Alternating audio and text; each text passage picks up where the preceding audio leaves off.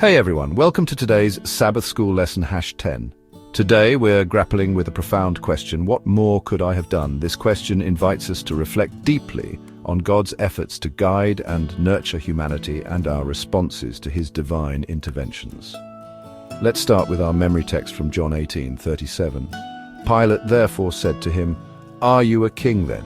Jesus answered, "You say rightly that I am a king. For this cause I was born, and for this cause I have come into the world, that I should bear witness to the truth." This passage underscores Jesus' mission to testify to the truth and the importance of aligning ourselves with that truth. Now, let's dive into the parable of the vineyard in Isaiah 5:1-4. God uses the metaphor of a vineyard to describe his relationship with Israel. He provided everything necessary for the vineyard to thrive, yet it yielded wild grapes. This allegory illustrates God's abundant provisions and the disappointing response of his people. Similarly, in Matthew 21:33-39, Jesus shares the parable of the wicked vine dressers, highlighting the rejection and mistreatment of those sent by the landowner. Throughout history, God has continually reached out to humanity, offering guidance, love, and correction. Despite his unwavering efforts, humanity has often responded with indifference or rebellion. Reflecting on our own lives, we should consider how we respond to God's initiatives. Are we receptive to his guidance, or do we resist his direction?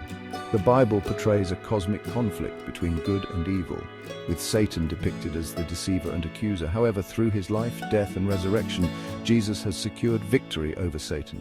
Romans March 23:26 emphasizes that all have sinned, but through Christ's sacrifice we are justified freely by his grace. This victory assures us that despite the challenges we face, aligning with Christ places us on the winning side.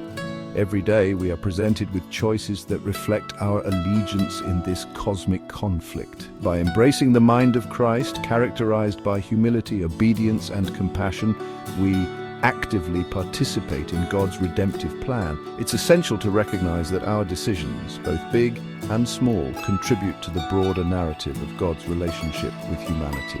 Consider the parable of the talents in Matthew 25:14-30, where servants are entrusted with resources and expected to steward them wisely. This parable challenges us to reflect on how we utilize the gifts and opportunities God has provided.